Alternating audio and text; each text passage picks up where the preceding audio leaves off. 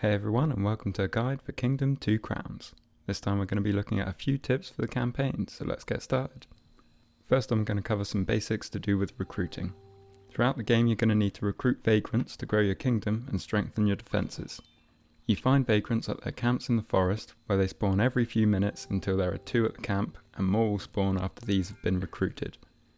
You recruit them by dropping a coin on the ground near them, and once they've picked it up they'll start heading towards your kingdom, where they'll pick up the nearest available tool or wait near your town centre until you buy one.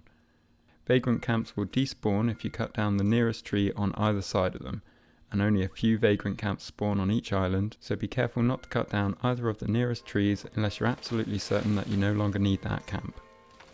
Even if there are no vagrants at the camp, you can leave a coin on the ground, and when the next one spawns it will pick it up unless it's been so long that the coin's despawned or it's been taken by greed.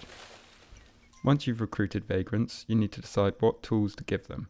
There's 5 different jobs that a villager can have: builder, archer, farmer, squire and pikeman. Squires can be upgraded to knights later on in the game, and the Shogun version of the campaign has ninjas instead of pikemen, but they function in a similar way.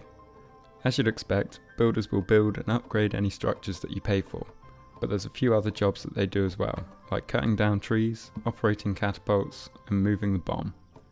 For building and catapults, up to 2 builders can work together to speed up what they're doing, and up to 3 builders can move the bomb at the same time. Archers are your primary defensive unit, firing arrows over your walls at greed during the night and manning any archer towers that you build. During the daytime, they'll also hunt rabbits and attack any deer that come near them. Their accuracy gets improved if you buy the archery statue. Later in the game, you generally want to have at least 2 free builders on each side of your kingdom for quicker repairs and for expanding.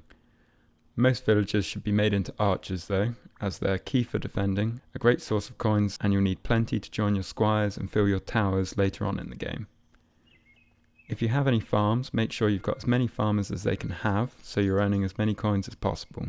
Squires are very important, as you need them to be able to take out portals, so you should recruit both on each side of your kingdom soon after they become available, but make sure you have plenty of archers before you do, as the ones that join the squires will no longer attack animals to get coins. Then you have the pikemen. They don't add a great deal to your defense, but if you have some spare vagrants and think you've got enough archers, then you might as well recruit a few pikemen, as their main benefit is that they can fish during the day, which generates a few coins and is especially useful during winter. Now on to a few tips for earning coins. Early on in any island, your main sources of income will be builders cutting down trees and archers hunting rabbits. Luckily, these two go hand in hand, as clearing the trees outside your walls will turn that area into plains where more rabbits will spawn for your archers to hunt. Cutting down a tree drops 1 to 2 coins, and each rabbit will drop 1 coin. Occasionally your archers may also kill a deer, which drops 3 coins, and if you want you can use the stag mount to gather up several deer and earn coins very quickly this way. Once you're more set up, you should look out for any streams so that you can build a farm. Ideally, you'll want to expand your walls beyond the farm so that it's protected and easily accessible at any time of day. The first level of a farm is the water well, which supports 2 fields as standard, and the farmers will return to your town centre at night, meaning that if your farm is a long way from the town centre, it can be very slow to grow crops. The upgraded version of a water well is the mill house, which supports 4 fields as standard, and the farmers will stay at the mill overnight, making it a lot quicker to grow crops, but it also makes it more important to have your farm inside the walls, as these farmers aren't protected from greed attacks. You may not be able to have the maximum number of fields if there are any walls, bridges or buildings too close to the farm, so try to build your walls quite far from the farm if possible.